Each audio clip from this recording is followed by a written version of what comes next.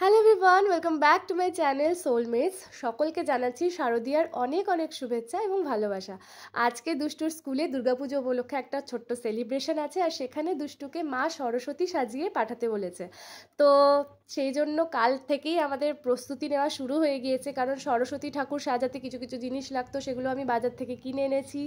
বিনা বানাতে হতো বাড়িতে, তার জন্য যে অ্যামাজনের পার্সেলগুলো লাস্ট কদিন ধরে এসেছিলো সেইগুলো রাখাই ছিল, তো সেই কার্ডবোর্ডগুলো দিয়ে কেটে কেটে আমি বিনাও বানিয়েছি, তোমাদেরকে দেখাবো সবই।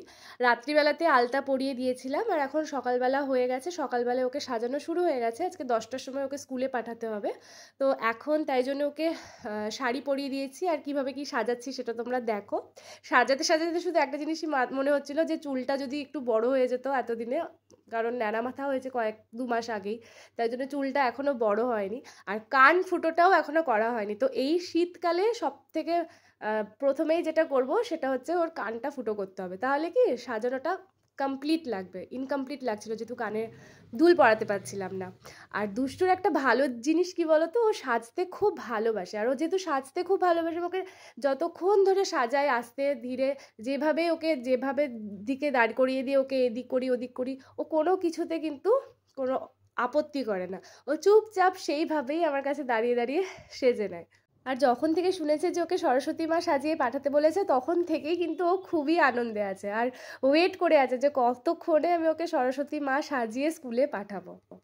কালকে বাজারে গিয়েও টুকটাক কিছু জিনিস কিনে এনেছি থার্মোকলের, যেমন একটা মুকুট কিনেছি, যেটা হেয়ার ব্যান্ড সমেত মুকুট খুঁজছিলাম কিন্তু পাইনি। তো বাড়িতে একটা ওর লাল রঙের হেয়ার ব্যান্ড ছিল, তো সেটাতেই ডাবল টেপ দিয়ে আটকে এই দেখো এই মুকুটটা ওকে সেট করে পরিয়ে দিয়েছি। আর টিকলিটাও পরিয়ে দিয়েছি, আর এই দেখো কোমরে আর 2 হাতে এইটাও সব ডাবল টেপ দিয়েই ওর জামার মধ্যে আটকে দিয়েছি। খুব সুন্দর লাগছিল এগুলো দেখে, ওকে পরিয়ে বেশ ভালো লাগছিলো, মনে হচ্ছিলো যে হ্যাঁ ঠিকই করেছি এগুলো কিনে। দুষ্টু সাজ মোটামুটি শেষের দিকে, এবার হাতে চুড়ি পরিয়ে দেবো আর মাথায় একটা ওড়না আটকিয়ে দেবো, ব্যাস তাহলেই ওর সাজ কমপ্লিট মোটামুটি। আর কালকে ওর জন্য যে বিনাটা বানিয়েছি সেটা ওর হাতে দিয়ে দেবো, কিন্তু ওর বাহন আমি হাঁস বানাইনি, কারণ স্কুল থেকে মেনলি বিনার কথাই বলেছিল, তাই শুধু ওটাই বানিয়েছি, হাঁসের কথা বলেও নি, তাই জন্য আর ওটা হাত দিইনি, বানাইনি। আর ওকে তো তোমরা দেখলেই আমি কেমনভাবে সাজালাম, কিন্তু ওদের স্কুল থেকে যখন ফটোজ শেয়ার করবে সেই ফটোজগুলো আমি তোমাদের সাথে শেয়ার করব, যাতে তোমরা সবাইকে দেখতে পাও, মানে মা দুর্গা, লক্ষ্মী, গণেশ, কার্তিক, অসুর সবাইকে তোমরা তখন দেখতে পাবে সরস্বতী মায়ের সাথে সাথে। দুষ্টুর সাজ এখন পুরোপুরি কমপ্লিট, আর কিছু সাজানোর নেই। এবার ওকে হাতে বিনাটা ধরিয়ে কয়েকটা ফটো বাড়িতে তুলে নেব। চলো তোমাদেরকে আগে বিনাটা দেখিয়ে নিই কীরকম বানিয়েছি। এই দেখো, জানি না কীরকম বানিয়েছি, চেষ্টা করেছি আর কি কিছু একটা করার ওরকম দেখতে। কালকে এই থার্মোকলগুলোও কিনে এনেছিলাম, সেগুলোই এরকম চিপকিয়ে চিপকিয়ে দিয়েছি। এই যে আমাদের মা সরস্বতী রেডি। এবার নবরণকে বললাম যে ও হাতে বিনাটা দিয়ে দাও, কয়েকটা ফটো তুলে নি বাড়িতে।